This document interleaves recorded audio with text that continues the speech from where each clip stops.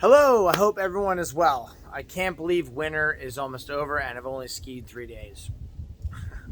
If running a business and having an 11-year-old isn't enough, add coaching Ronan's baseball team 4 days a week. It takes out a lot of time, but I love it. I'm not complaining. Okay, on to business. This last quarter was the first quarter of 2022, and it was the worst returns in 2 years since the coronavirus began.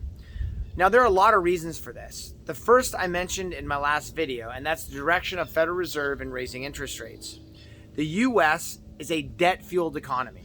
Almost everything operates on debt. How many Americans buy houses or cars with cash? Not many. Most borrow the money. So when the cost of money becomes more expensive, so does the cost of purchasing or maintaining anything that has debt.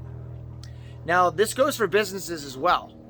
They borrow money to expand and grow, especially technology companies. This borrowing, in turn, generally grows the company's earnings and increases their stock price. Now, I've mentioned this before. Under Clinton in 1998, the Glass-Steagall Banking Act was done away with. This act was established in 1933 as a result of the Great Depression and was enacted to keep borrowed money out of the stock market. Why was this act established?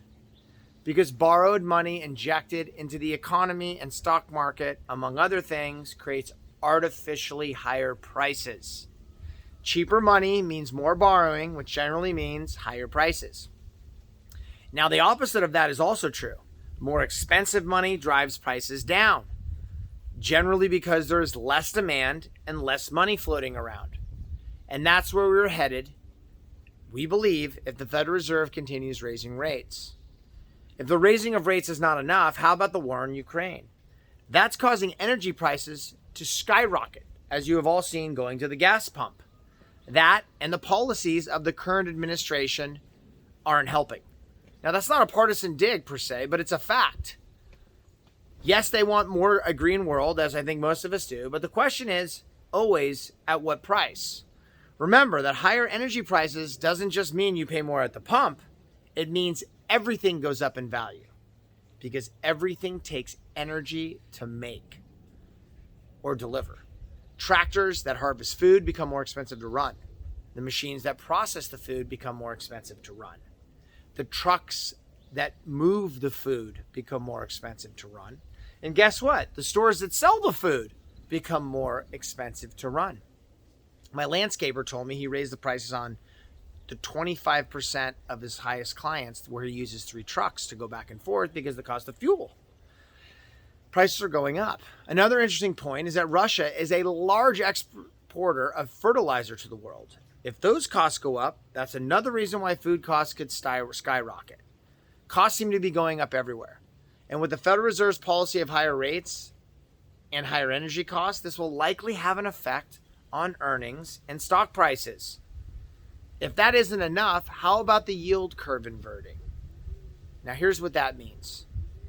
This definition is of the inverted yield curve and its understood consequence.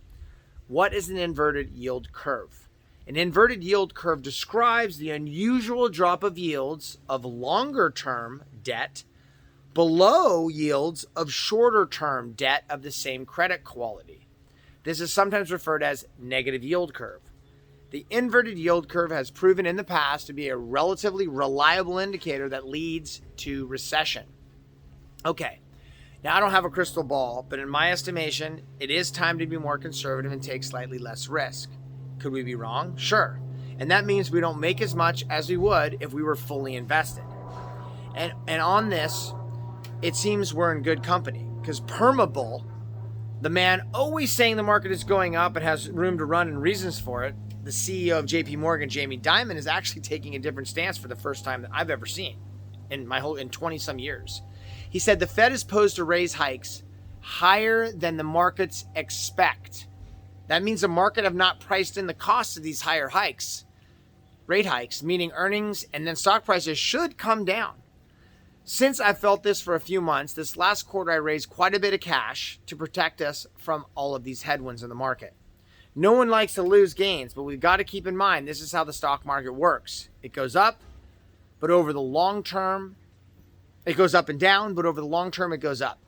And another important thing to note is that all mutual funds and the